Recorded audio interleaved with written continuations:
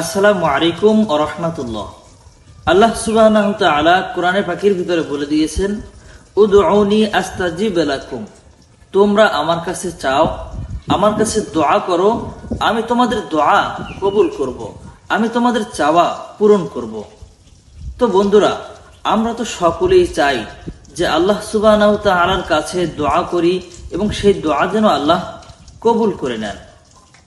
এমন কেউ কি আছে যে আমি আল্লাহর কাছে দোয়া করি, সে দোয়া আল্লাহ কবুল না করুক? আমরা সকলেই চাই যে আল্লাহ আমাদের দোয়া কবুল করে নিক।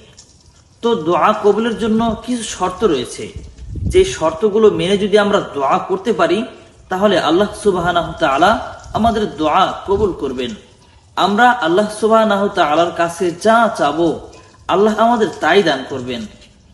দুনিয়ার ভিতরে যদি কোনো মানুষের কাছে চায়, তাহলে সে মানুষ রাগান্বিত হয়। কিন্তু আল্লাহ সুবহানাহু ওয়া তাআলার কাছে যদি আমরা কিছু চাইতে পারি, আল্লাহ সুবহানাহু ওয়া তাআলা খুশি হন। তবে সেই চাওয়াটার ভিতরেও 5টা নিয়ম রয়েছে। এই 5টি কাজ যদি নিয়ম মেনে যদি আপনারা দোয়া করতে পারেন, তাহলে আল্লাহ সুবহানাহু ওয়া তাআলা আমাদের দোয়া কবুল করবেন। তো বন্ধুরা, আমি আজকে আলোচনা করব সেই 5টি শর্ত নিয়ে।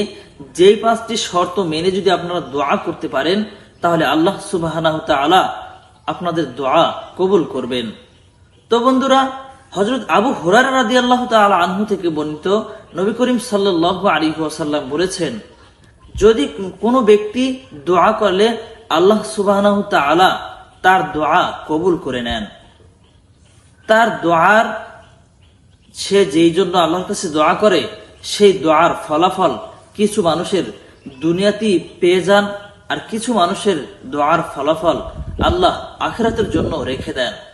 তো বন্ধুরা, যেই 5টি শর্ত মেনে দোয়া করলে আল্লাহ সুবহানাহু ওয়া তাআলা আমাদের দোয়া কবুল করবেন, সেই 5টি শর্ত আমি এখন বলে দিব।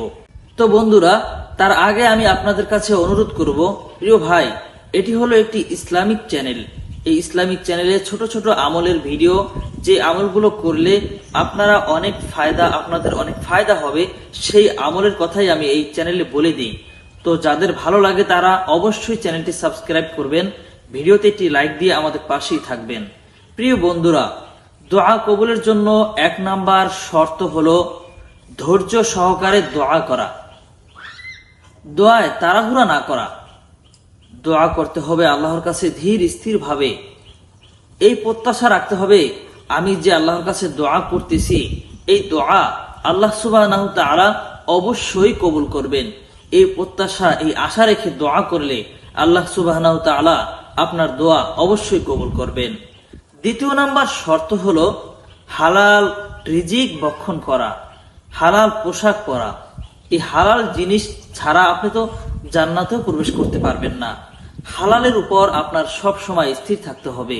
হালাল খেয়ে, হালাল পোশাক পরে যদি আপনি দোয়া করতে পারেন আল্লাহ সুবহানাহু ওয়া তাআলার কাছে, আল্লাহ সুবহানাহু ওয়া তাআলা আপনার দোয়া সাথে সাথে কবুল করবেন। প্রিয় বন্ধুরা, দোয়া কবুলের 3 নাম্বার শর্ত হলো আত্মীয়তার সম্পর্ক ঠিক রাখা। আত্মীয়তার সম্পর্ক আমাদের সকলের ঠিক রাখতে হবে। কারণ রাসূলুল্লাহ সাল্লাল্লাহু আলাইহি ওয়াসাল্লাম বলেছেন, যদি কোনো দোয়ার ভিতরে আত্মীয়তার সম্পর্ক ছিন্ন করার কথা না থাকে, তাহলে 100%ই সেই ব্যক্তির দোয়া আল্লাহ কবুল করবেন। নম্বর 4, আল্লাহর দেওয়া দায়িত্বগুলো ঠিক মতো পালন করা। তবে আপনারা বলবেন, আল্লাহর দেওয়া দায়িত্ব কি? আবু হুরায়রা রাদিয়াল্লাহু তাআলা আনহু থেকে বর্ণিত, রাসূলুল্লাহ সাল্লাল্লাহু আলাইহি ওয়াসাল্লাম বলেছেন, আল্লাহর দেওয়া দায়িত্ব হলো সৎ কাজের আদেশ করা, অসৎ কাজের নিষেধ করা এবং আল্লাহর হুকুমগুলো ঠিক মতো পালন করা। যেমন 5 ওয়াক্ত নামাজ আদায় করা, যাকাত দেওয়া, এই আনুষঙ্গিক যে নিয়মগুলো আছে, এগুলো ঠিক মতো পালন করা। নম্বর 5, ধীর স্থির এবং মনোযোগ সহকারে আল্লাহর কাছে দোয়া করা। দোয়া করতে হবে আল্লাহর কাছে পূর্ণ মনোযোগ দিয়ে, যেন মনোযোগ ছাড়া কোনো কিছুই সম্ভব হয় না।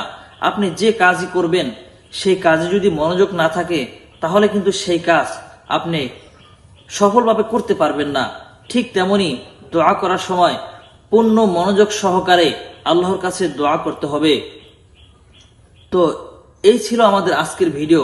যদি ভিডিওটি ভালো লাগে তাহলে অবশ্যই একটি লাইক করবেন, চ্যানেলটি সাবস্ক্রাইব করবেন।